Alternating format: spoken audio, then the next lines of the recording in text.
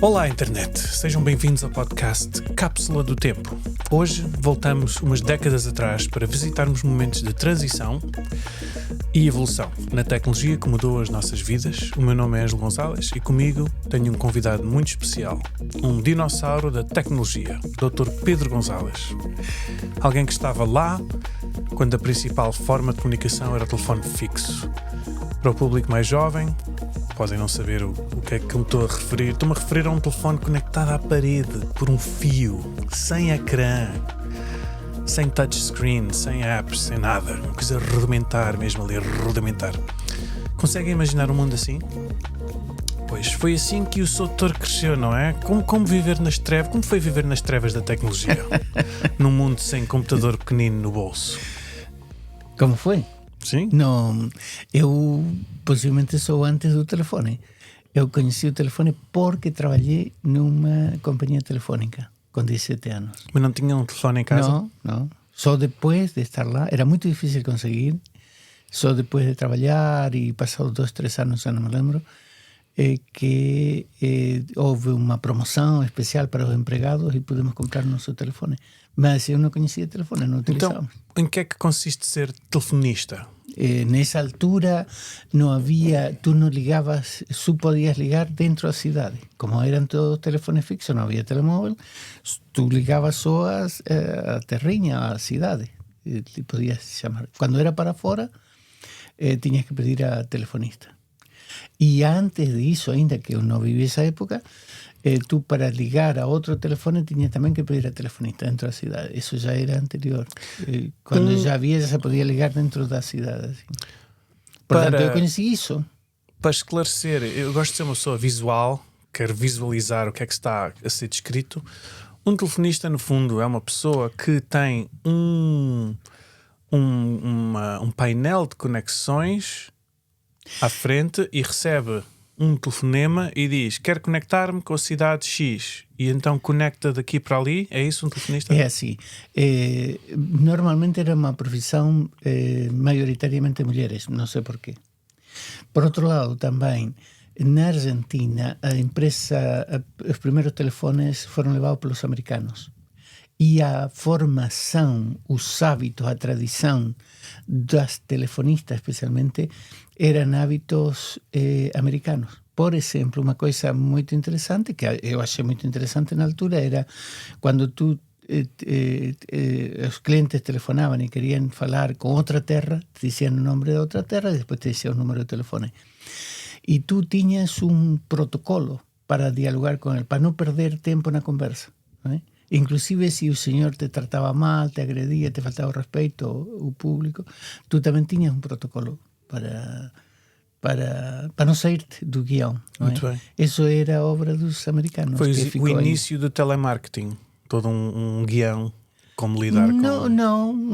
Não sei se era início do telemarketing, mas era uma maneira de poupar, de agilizar, de uniformizar o relacionamento com os clientes. Não é? Portanto, não havia o indicativo da região, só havia uma central que nos passava a chamada. Porque depois, como aquela era uma terra pequena, tinha 18.000 habitantes, não chegava a 20 nessa altura, nós tínhamos que pedir a outra central. Tínhamos 2 centrales que estávamos conectados, 2 cidades maiores, e tínhamos que pedir a esa que façam, ou era um telefonema para essas cidades, e teníamos que pedir a telefonista de esas terras para que nos ligue, ou era para outras cidades e tínhamos que pedir que nos liguem a essa outra cidade. Portanto, para contextualizar os nossos ouvintes, nós estamos neste momento na Argentina, no meio do campo, numa província de Santa Fé, é o chamado no meio do nada. Sim. Também conhecido pelo o traseiro do Judas. Não.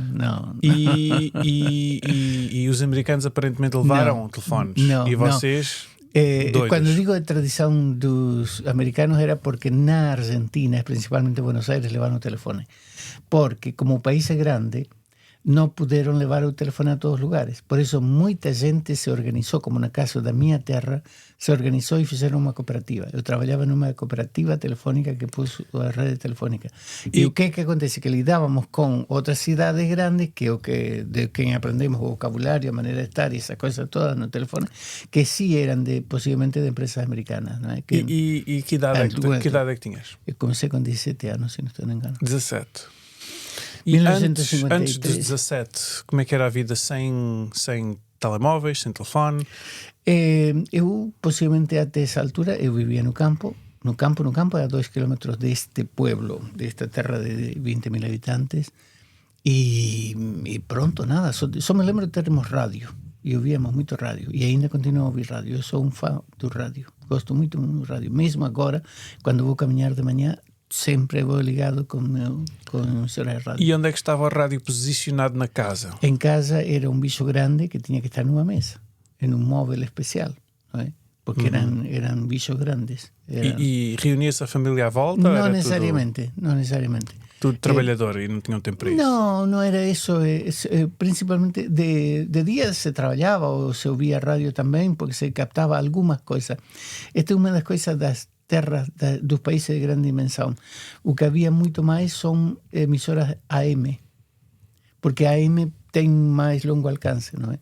Eu acho que conheci só FM depois quando fui a Buenos Aires, em 1978, se não estou engano. Porque até essa altura só tínhamos emissoras. E a AM de dia ainda tem menos alcance. Por isso só nós captávamos emissoras que ficavam 80 km, 100 km, 200 por aí, durante o dia. E à noite já se podia captar de Buenos Aires também. E nesse caso sim se ouvia.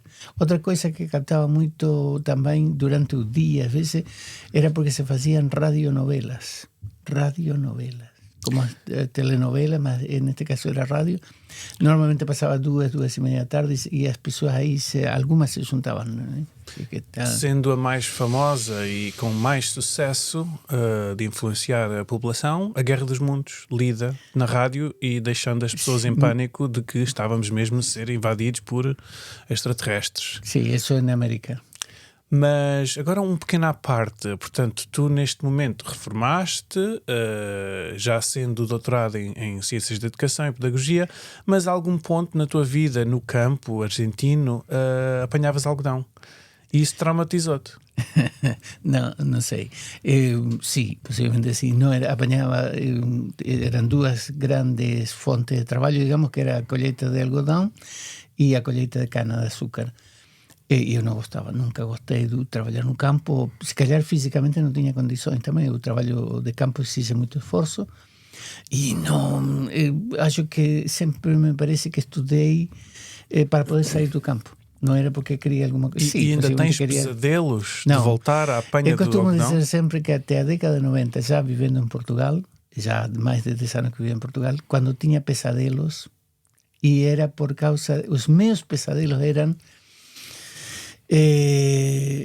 perder o emprego e voltar a trabalhar o campo. Meus pesadelos eram isso. Eu acordava aí aflito porque tinha que voltar a trabalhar o campo. Não gostava por isso. Eu possivelmente fisicamente não tinha condições. Nessa altura era magrinho, sempre foi muito magrinho.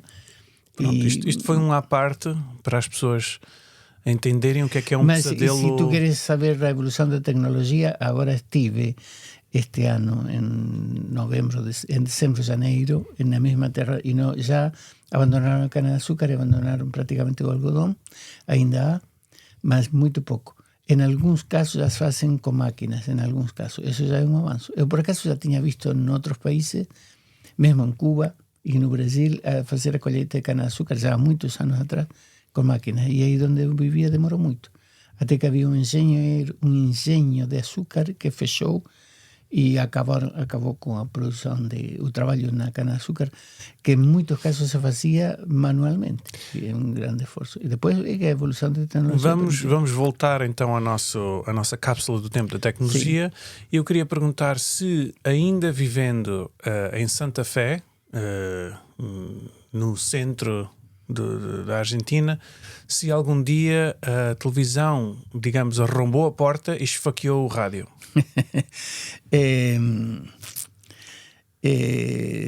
Possivelmente sim, mas não comigo. Eu só comprei o televisor meu cuando estaba en Portugal.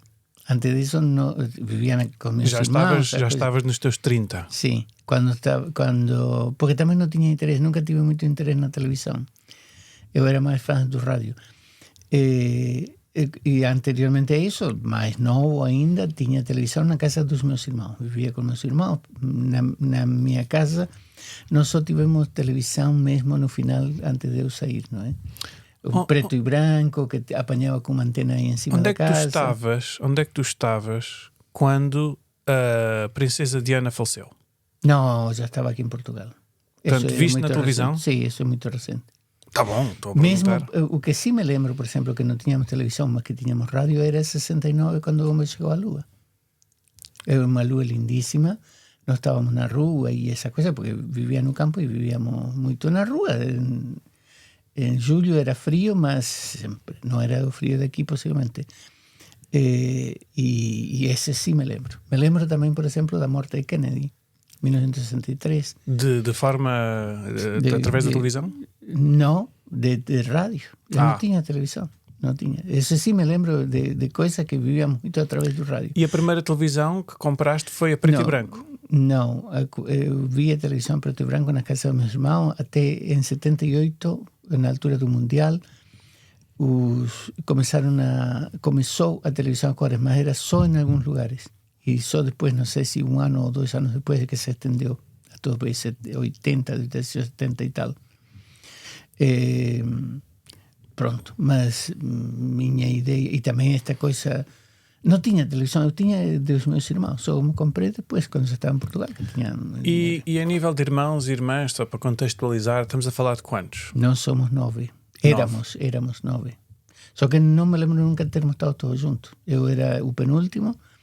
Portanto, quando começou a ter memória das coisas, já meus irmãos mais velhos já não estavam. Minha irmã tinha casado, tenho sobrinhos praticamente da minha idade, esse tipo de coisa. Não é? Mas deixa-me te dizer uma coisa. Trabalhei na Patagônia e lembro-me que eu via sempre rádio e havia um programa de música e de comentários para gente nova. Não é? Eu ainda não tinha 30 anos. E o programa dizia, este é o programa que apaga televisores. Orgulhosamente a derrotar a nova tecnologia. Mais ou menos. O que acontece, o que eu continuo a achar, é que a forma de fazer rádio em Espanha, em Argentina e em Espanha, por exemplo, é muito diferente da forma de fazer rádio em Portugal.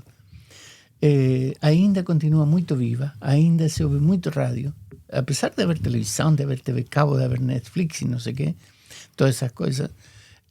Me parece que na Argentina se ouve muito rádio, pelo que sei, pelo que ouço, pelo que sinto.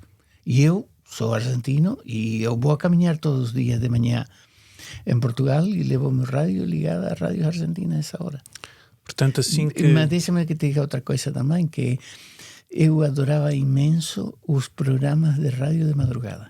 E há um filme muito engraçado español que se llama Solos en la Madrugada, por lo menos en Argentina se llama Solos en la Madrugada, porque en cada país muda o nome, e que era uma homenagem também às rádios que transmitiam, e ele mesmo no final disse isso, uma homenagem aos programas de rádio que ajudaram a suportar o franquismo, porque os censuradores do regime franquista parece que não trabalhavam de madrugada. Então eles podiam falar de outras coisas, podiam estar mais relaxados, podiam acompanhar de outra maneira as pessoas, não é? E eu sempre adorei os programas de conversa, de noite. Para mim o rádio é mais de conversa do que de música. Neste momento, se quero música, há outras coisas que tu tens aí. Ou tens gravado algumas coisas, ou tens Netflix mesmo não pagando, tens acesso a esse tipo de coisa. Mas para mim o rádio é falado. Já percebi que estás no outro extremo da antiga, da histórica, da peça de museu chamada MTV, Music Television, que é exatamente o oposto do que tu estás a falar. Sim. Ora, como foi o processo de comprar o primeiro computador pessoal? Primeira torre, o primeiro ecrã, todos os dispositivos ali a serem montados no escritório, como foi? Isso deves te lembrar tu, porque o que acontece é que eu tive os primeiros, não na escola. Eu trabalhei na escola na Argentina e depois trabalhei aqui em Portugal. Aqui não, em Portugal. Trabalhei em uma escola superior, de ensino superior, e foi ali que deve ter sido aí que comecei a contactar com mais frequência. Não. Com computador. Antes disso, na Argentina, trabajaba en un teléfono. Después de salir de esa cooperativa, fui a Buenos Aires con 20 y pocos años y entré a trabajar en la empresa de telefones do Estado, que era aquella grande que te decía que alguna vez fue de los americanos, que se llamaba Entel en esa altura, en este momento ya fue vendida.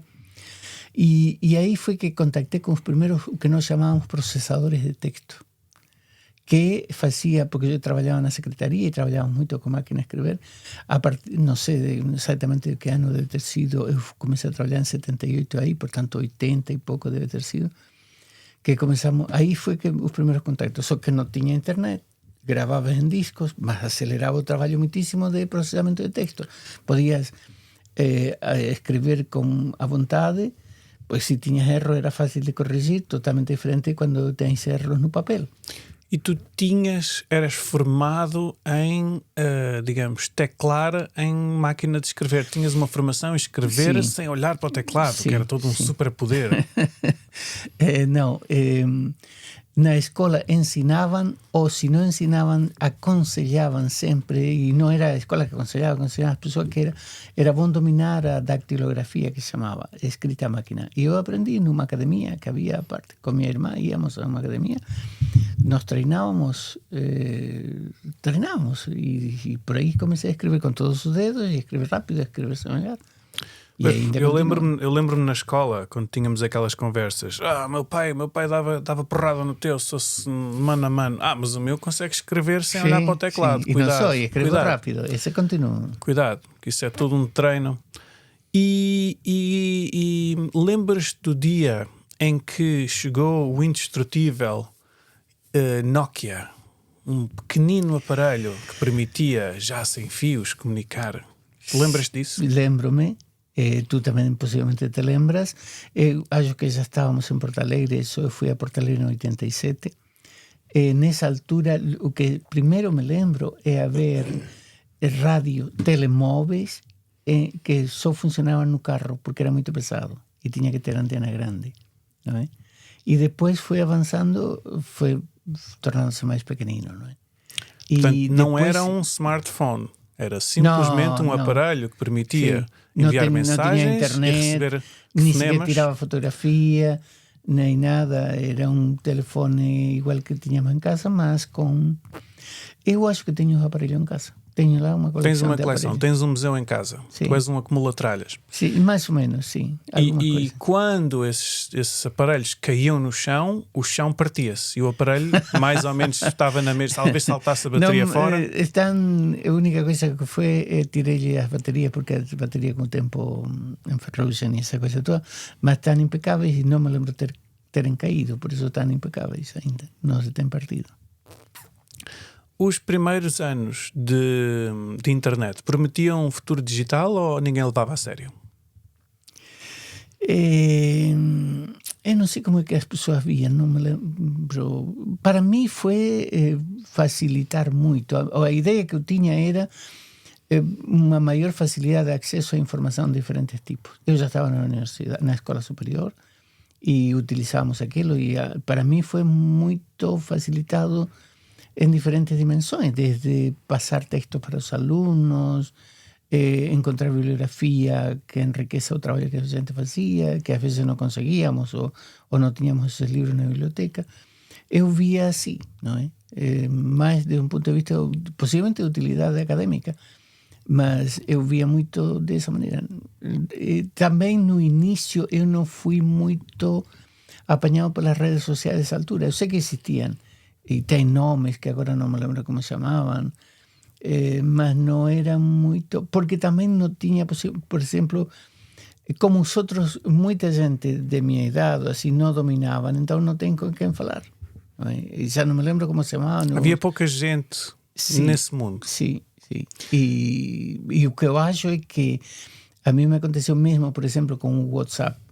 O WhatsApp demorou em alargar-se meu grupo porque dentro do meu grupo, do meu nível etário, havia menos gente que utilizava. Calma, mas aí já saltámos várias décadas. Eu ainda quero voltar atrás. Não é muitas décadas. Aos primeiros e-mails Na minha geração, quando nós fazíamos os nossos primeiros e-mails, éramos jovens, então fazíamos coisas que hoje em dia temos vergonha de mostrar, não é? Eu tinha o meu primeiro e-mail, era capaz de ser tipo machoalfa@hotmail.com, alfa macho. No, eu sempre pensé nisso. O nome que ele dava a seu correio eletrônico, não sei, por alguma inspiração fora da caixa, o correio dele chamava-se Alfa Macho. E uma vez teve de fazer um trâmite e eu disse-lhe, olha, tu vas mandar este correio para as finanças, para não sei quem era. Não tem sentido. Pois eu ia te perguntar se tu tinhas feito um e-mail, um endereço de e-mail já, digamos, formal. Sim. Sí, ¿y por qué?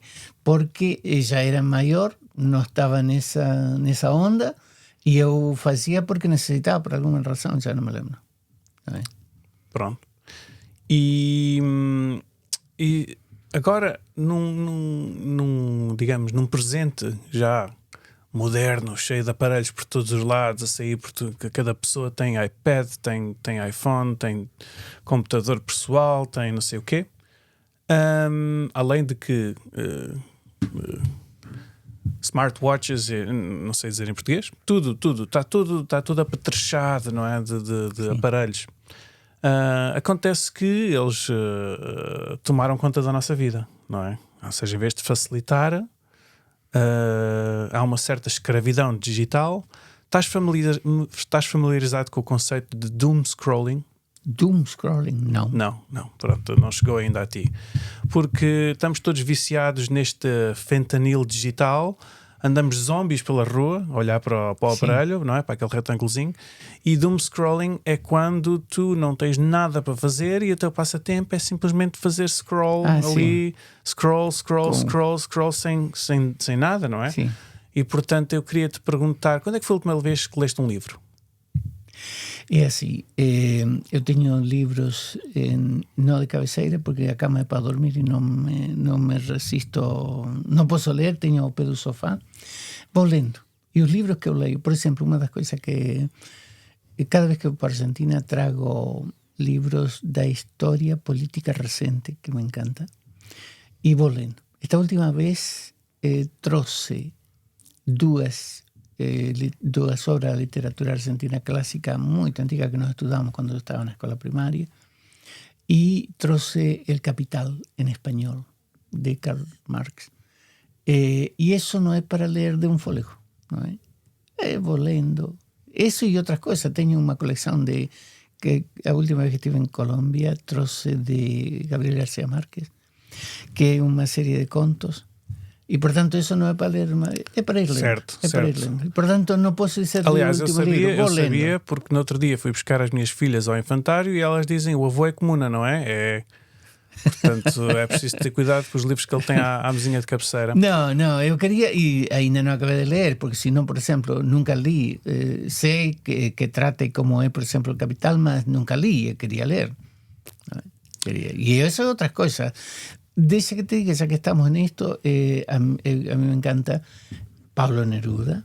Eu tenho lido coisas, tenho ofrecido de prenda 20 poemas de amor y una canción desesperada de él, que anda por ahí, un librinho pequenino, mesmo para portugueses ou brasileiros que no falan español, mas que también gostan, porque a mí me encanta. E Gabriel García Márquez tamén para mí é uma referencia. Muito da literatura. Há uma coisa muito interessante que acontece na língua espanhola comparativamente à língua portuguesa. Se não estou engano, a língua portuguesa só tem um prêmio Nobel de literatura, que é Saramago. E a língua espanhola tem muito, e especialmente países latino-americanos. A mí me chama a atenção sempre, por exemplo, que os brasileiros não tenham dado o Nobel de literatura a Jorge Amado. Quando diz língua portuguesa, não estás a incluir o Brasil? Sim, sim, que não tem incluído a Jorge Amado e a outros, por exemplo, que eu conheço, que contribuíram grandemente à literatura e não foram contemplados com prêmio. Tem muito pouco Nobel de literatura a língua portuguesa. A língua espanhola tem muito. Chile tem, Uruguai tem, Argentina não tem literatura, Colômbia, Peru tem. Achas que se o Pablo Neruda estivesse vivo, ele continuava a ser comunista e cada vez mais comunista? Passaria muitas horas por dia a fazer doom scrolling no seu iPad? Não. Então, onde é que tiras inspiração para tu passares tantas horas nisso? Não sei se passo tantas horas. Eu aqui tenho um ritmo diferente, uma rotina diferente, mas também vejo. E tenho o alarme aquele que me indica estiveste tantas horas hoje. E acho que não exagero. De qualquer maneira é assim. O que vejo eu? Eu vejo muito televisão argentina e mais que televisão assim, de programas corridos, vejo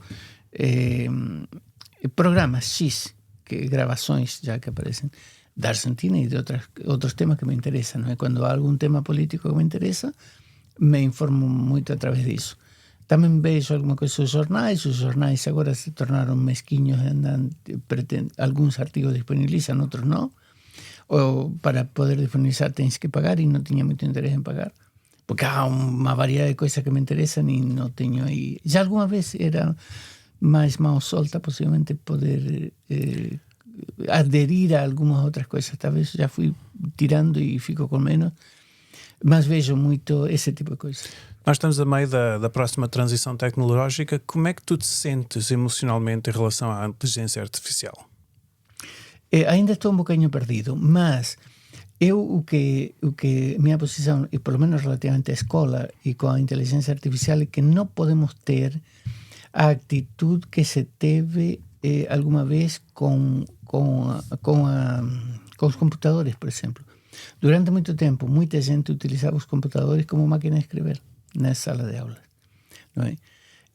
Ou se opunham porque não sei o que, não é? Inclusive com a internet. Isso é pornografia e não sei o que, não é melhor que não. Eu acho que não, que é importante ir ver a dimensão positiva e relativamente a que utilidade podemos tirar, não é? Relativamente a inteligência artificial, acho que tem muita potencialidade.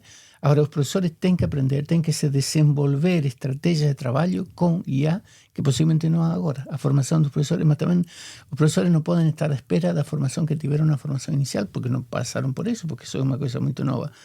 Mas na formação contínua que todo mundo está obrigado a fazer, se quer manter-se saudável, na profissão tem que ir aprendendo como utilizar, como tirar proveito pedagógico do IA.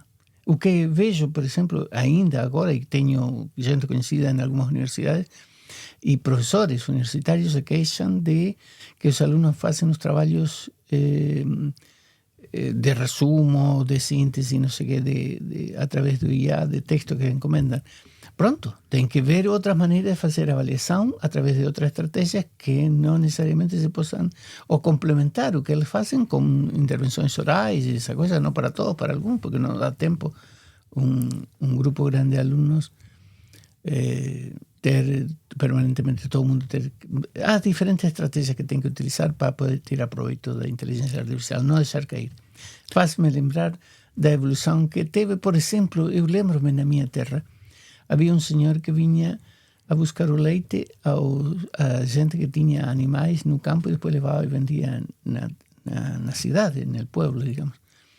E esse leite não era processado. Depois veio a legislação, industrializou-se o processamento do leite e o que acontece? Principalmente ficou mais saudável.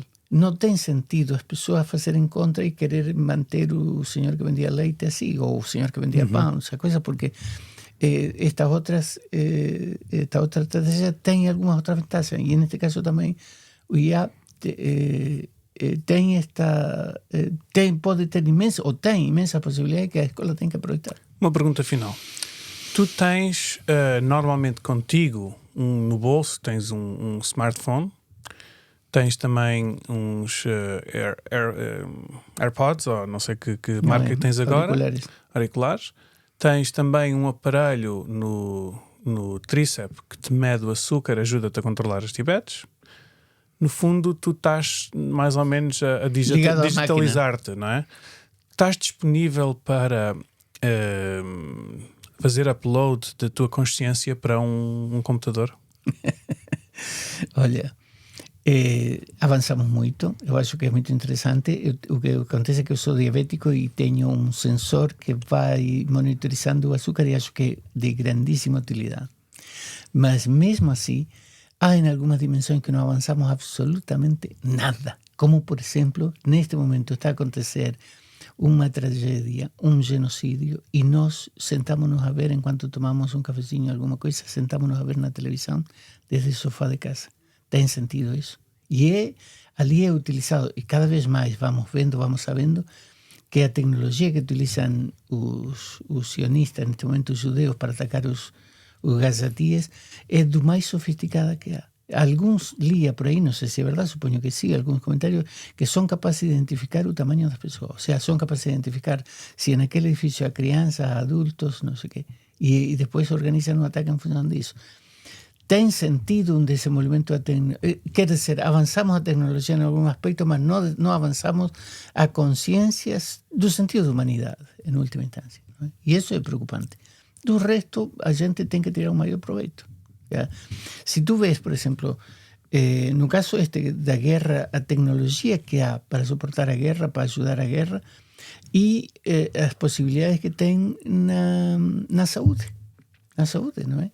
Desde o aparelho para ser o sensor, pode ser diferente, pode ser melhor, pode-se avançar muito mais, da detecção de doenças com antecedência, esse tipo de coisa. Mas, como bom político, não me respondeste à pergunta. Estás disponível para fazer... Sim, estou disponível sempre que seja nesta linha. Não é necessariamente assim como tu dizes, não é?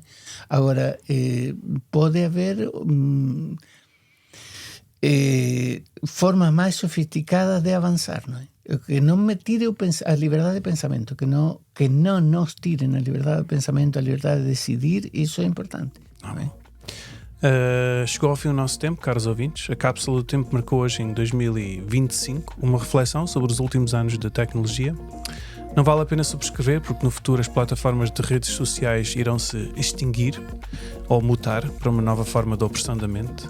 Para onde iremos? É essa a questão. Até à próxima. Não necessariamente a próxima, posso dizer ainda, é o único que não convida as pessoas a se subscreverem. Subscrevam-se, sim, senhora. Não. Até que chegue a nova tecnologia e acabe com as redes sociais. Se há uma coisa que a gente sabe que daqui a 5 anos, no máximo 5 anos, talvez 7, já não vai haver Instagram, já não vai haver TikTok, já não vai haver... haverá outras coisas, quaisquer. Com sorte haverá o YouTube para a gente manter isto na cloud. Mas uma coisa que haverá de certeza daqui a 25 anos será um conflito no Médio Oriente. Portanto, voltaremos então a fazer ou seja, um update. A guerra continua. Faremos um update sobre essa situação, mas a tecnologia evolui. E esse era o nosso tema sobre hoje. Portanto, obrigadíssimo e até à próxima. Adeus, até à próxima.